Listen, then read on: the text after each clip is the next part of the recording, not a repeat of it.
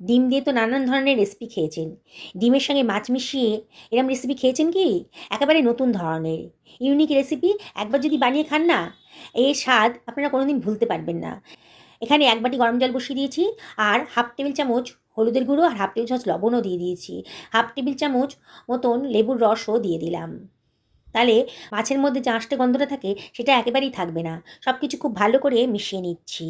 এর ভেতরে দিয়ে দিচ্ছি ২ খানা রুই মাছের পেটি।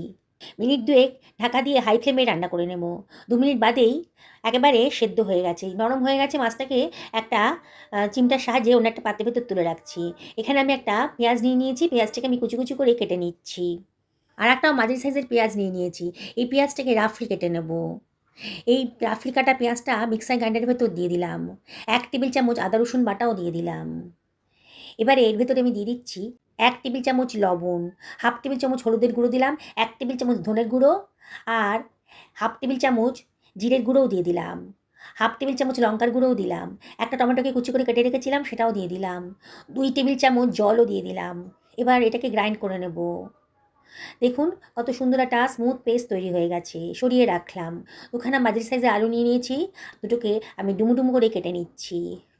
আলুটাকে লবণ জলে ভিজিয়ে রাখছি। সেদ্ধ করে রাখা মাছের কাঁটাগুলো আমি ভালো করে বেছে নিচ্ছি। কিন্তু সমস্ত কাঁটাগুলো আমার বাছা হয়ে গেছে, সরিয়ে রাখলাম। একটা ফ্রাই প্যান গরম করতে বসিয়ে দিয়েছি। এর ভেতরে ১ টেবিল চামচ সর্ষের তেল দিয়ে দিলাম। তেলটা গরম হয়ে গেছে যখন, কিছুটা রসুন কুচি এর ভেতরে দিয়ে দিলাম। বেশ ভালো করে ফ্রাই করে নেব। সুন্দর একটা গন্ধ বেরোতে শুরু করেছে। এবারে আমি এর ভেতরে দিয়ে দিচ্ছি কেটে রাখা পেঁয়াজ কুচুনোটা। দিয়ে সব কিছু আবারও খুব ভালো করে মিশিয়ে নিচ্ছি। পেঁয়াজের কাঁচা ভাবটা চলে যাবে একটু নাড়াচাড়া করলে পরেই।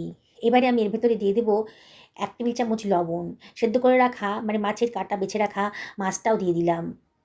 দিয়ে সব কিছু খুব ভালো করে মিশিয়ে নিচ্ছি। কতগুলো কাঁচা লঙ্কা কুচিও দিয়ে দিলাম। ১ টেবিল চামচ গোলমরিচের গুঁড়ো দিলাম। ১ টেবিল চামচের থেকে বেশিই দিলাম একটু, খেতে ভালো লাগবে। আবারও সব কিছু খুব ভালো করে মিশিয়ে নিচ্ছি। অনবরত কিন্তু নাড়তে হবে, নাহলে কিন্তু পোড়া লেগে যেতে পারে। এবার ১ টেবিল চামচ বেসন দিয়ে দিলাম। আবারও সব কিছু ভালো করে মিশিয়ে নিচ্ছি। বেসনটা বাইন্ডিংসে কাজ করবে। ঠান্ডা করতে দিলাম একটা পাত্রের ভেতর।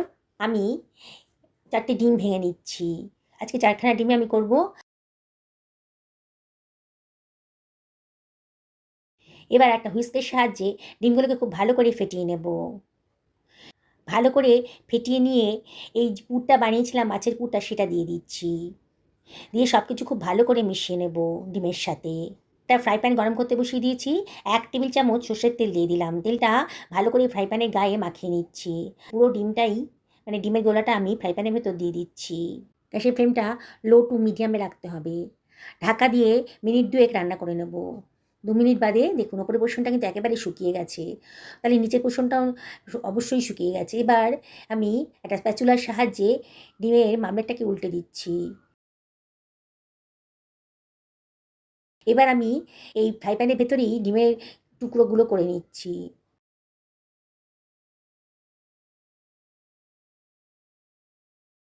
তৈরি হয়ে গেছে, সরিয়ে রাখলাম। একটা ফ্রাই প্যান গরম করতে দিয়ে দিয়েছি, তার ভেতর দিয়ে দিলাম ১.৫ টেবিল চামচ সর্ষের তেল। তেলটা যখন গরম হয়ে গেছে তখন আমি নুন হলুদ মাখানো আলুগুলো এর ভেতরে দিয়ে দিচ্ছি।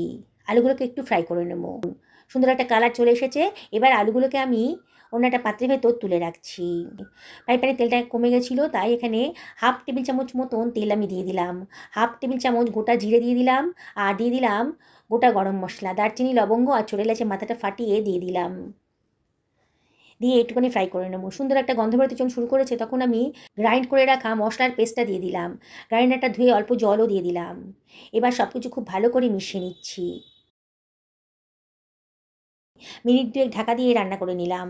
২ মিনিট বাদে দেখুন মশলার গা থেকে কিন্তু তেল বেরোতে শুরু করে দিয়েছে। আমি এর ভেতরে দিয়ে দিচ্ছি ভেজে রাখা আলুগুলো। দিয়ে আবারও সব কিছু খুব ভালো করে মিশিয়ে নিচ্ছি।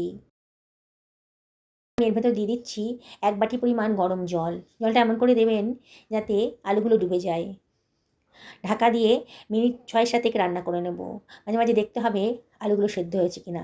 ৬ মিনিট বাদে চেক করে দেখলাম আলুগুলো সেদ্ধ হয়ে গেছে। এর ভেতরে দিয়ে দিলাম খানিকটা ধনেপাতা কুচি। হাফ টেবিল চামচ গরম মশলার গুঁড়োও দিয়ে দিলাম। আর দিয়ে দিচ্ছি খানিকটা কসুরি মেথি। হাতে ডলে দিয়ে দিলাম। দারুণ সুন্দর একটা ফ্লেভার আসবে। এবার আমি সব কিছু খুব ভালো করে মিশিয়ে নিচ্ছি। ভেজে রাখা অমলেটগুলো দিয়ে দেব।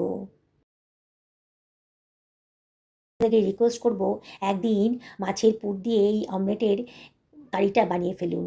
যাকে খাওয়াবেন না সে তো অবাক হয়ে যাবে, এত টেস্টি।